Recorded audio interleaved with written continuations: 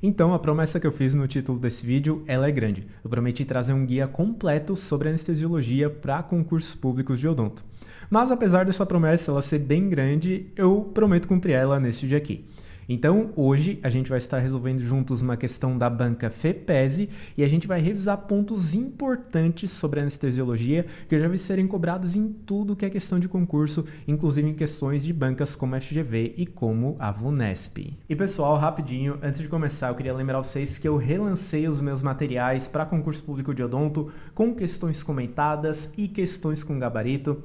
São materiais que podem ajudar aí quem está precisando revisar os assuntos que está estudando ou até quem está precisando de um material para estudar os assuntos do zero, porque esses livros eles focam realmente nos principais temas, nos assuntos mais cobrados nas provas de concurso público de odontologia. E para você saber mais sobre esses materiais é só você clicar no link da descrição. Mas então agora vamos aí para a nossa questão, vou deixar aqueles 5 segundos na tela. Se tu precisar de mais tempo para ler a questão, para pensar um pouquinho na resposta dela, é só pausar o vídeo e depois dar o play, porque quando o cronômetro zerar a gente vai para a resposta comentada.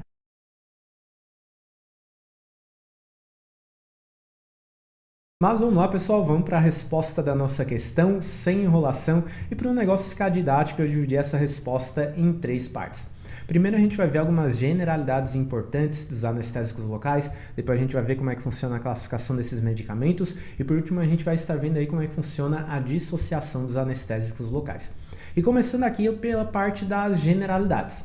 Então, anestésicos locais são bases fracas, instáveis quando expostas ao ar e insolúveis em água. Essas características fazem com que os anestésicos locais eles tenham pouca aplicabilidade clínica quando é na sua forma pura. Inclusive, abrindo um parênteses aqui, em relação à insolubilidade em água, é importante que o anestésico ele seja solúvel porque ele é dispensado no tubete em um veículo aquoso, que pode ser tanto água destilada quanto soro fisiológico. E assim, apesar da basicidade dos anestésicos locais ela ser uma desvantagem inicialmente, ela permite que os anestésicos locais sejam combinados com ácidos. Isso deixa o anestésico mais estável e mais solúvel em água também. E além disso, vale a gente lembrar que os anestésicos, quando misturados com vasoconstritores, eles são acidificados pelo fabricante para evitar a oxidação do vasoconstritor. Então, o anestésico local com adrenalina ele vai ter um pH aí de mais ou menos 3,5. O anestésico local sem adrenalina, sem vasoconstritor, vai ter um pH aí de mais ou menos 6,5, ou seja, um pH bem mais alto. E bom, parte das generalidades encerrada, vamos agora falar um pouquinho sobre a classificação dos anestésicos locais. E para entender como é que funciona essa classificação, a gente tem que entender como é que é dividida uma molécula de anestésico local. E essa molécula, ela tem 3 partes. A molécula de anestésico local é composta por uma porção lipofílica, uma porção hidrofílica e uma cadeia intermediária. A porção lipofílica geralmente é um anel benzeno e ela é responsável pela passagem do anestésico local pela membrana da célula nervosa. A porção hidrofílica normalmente é uma amina terciária e ela é responsável pela interação do anestésico com o receptor da célula nervosa. E daí a cadeia intermediária une a porção lipofílica à porção hidrofílica. E essa cadeia intermediária pode ser éster ou amida e é ela que dá a classificação para o nosso anestésico local. E como exemplos de anestésicos amida, a gente tem lidocaína, mepivacaína, prilocaína, articaína, bupivacaína, ropivacaína e tidocaína. E os anestésicos locais do tipo amida, eles são metabolizados no fígado por enzimas hepáticas. Abrindo um parênteses aqui para a prilocaína, porque parte dela é metabolizada nos pulmões e muita questão de concurso cobra isso, e também para a articaína, que é considerada uma amida intermediária, porque a articaína ela tem moléculas, ela tem cadeias intermediárias ésteres e cadeias amidas na sua estrutura, eu ia falar estrutura vestibular, mas não, estrutura molecular. E por isso a articaína ela é metabolizada parcialmente tanto no plasma sanguíneo quanto no fígado. E já como anestésicos do tipo éster, daí a gente tem procaína, cloroprocaína, tetracaína e benzocaína, que é o anestésico tópico que a gente usa. Inclusive em relação à benzocaína é importante a gente destacar, porque eu já vi isso ser muito cobrado em prova de concurso, que a benzocaína ela não tem porção hidrofílica. Isso faz com que ela seja um anestésico mais indicado para uso tópico e não uso injetável. Mas então, classificação dos anestésicos locais revisada, vamos agora para a reta final aí do nosso conteúdo e depois a gente vai ver qual é a resposta correta da nossa questão. Vamos conversar um pouquinho sobre dissociação dos anestésicos locais. E pessoal, para começar aqui é importante a gente entender que quando o anestésico local ele é administrado, ele pode existir na forma ionizada e não ionizada. E a constante de dissociação pKa, ela mede o valor de pH, onde a forma ionizada e não ionizada existem em iguais quantidades. Ou seja, o pKa mede o valor de pH, onde o anestésico local existe 50% na forma ionizada e 50% na forma não ionizada. A gente tem um equilíbrio entre essas duas formas. A lidocaína, eu vou tentar facilitar o entendimento disso, tá? Que não é algo tão simples da gente entender. Mas a lidocaína, ela tem um pKa de 7,9. Isso quer dizer que caso ela seja administrada em um local onde o pH é de 7,9, a gente vai ter 50% da concentração dessa lidocaína em forma ionizada e 50% em forma não ionizada. E por que que isso é importante? Porque a forma não ionizada, ela ultrapassa a membrana da célula nervosa de forma mais fácil. E até trazendo o exemplo da lidocaína aqui, como eu falei, ela tem um pKa de 7,9. E quando ela é administrada nos tecidos, isso faz com que 25% da sua concentração esteja na forma não ionizada. Já a bupivacaína tem um pKa de 8,1. E daí quando ela é administrada nos tecidos, ela prevalece na forma não ionizada, apenas 15%, da sua concentração prevalece nessa forma.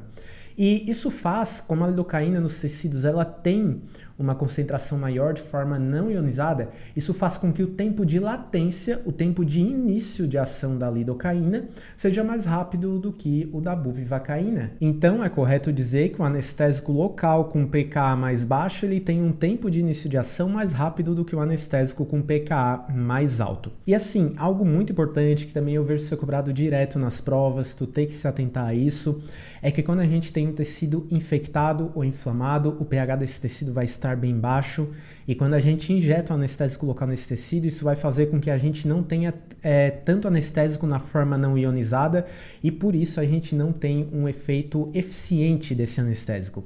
E além disso, em tecidos inflamados ou infectados, a gente também tem um fluxo sanguíneo maior, o que faz com que o anestésico seja removido do seu local de ação de forma mais rápida. Mas agora eu estou trazendo de volta aí na tela a nossa questão e a gente vai conseguir chegar na resposta de uma forma bem fácil, bem rápida, depois de ter revisado tudo que a gente revisou.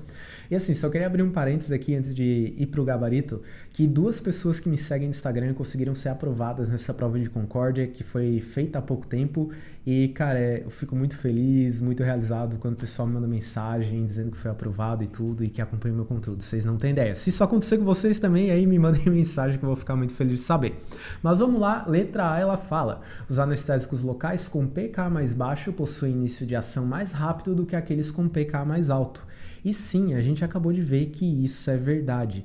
A lidocaína ela tem um pKa mais baixo e ela tem um tempo de latência menor do que o da bupivacaína, que tem um pH mais alto, Eu trouxe esses 2 exemplos aqui para o vídeo. Já a letra B, ela fala que anestésicos sem vasoconstritores têm pH mais ácido do que os anestésicos com vasoconstritores. E não, como a gente viu, os fabricantes eles costumam acidificar os anestésicos locais com vasoconstritores para impedir a oxidação desse vasoconstritor.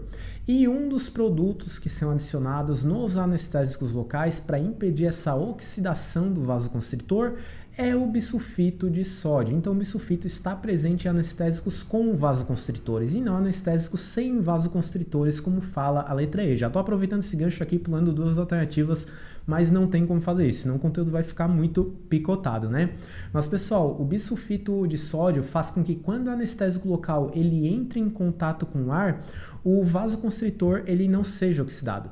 E esse contato com o ar ele pode acontecer tanto por erros de fabricação do tubete anestésico, como até por um armazenamento incorreto do tubete. Já a letra C, ela fala: o cloridrato de lidocaína é um anestésico do tipo éster e possui classificação C para a gravidez.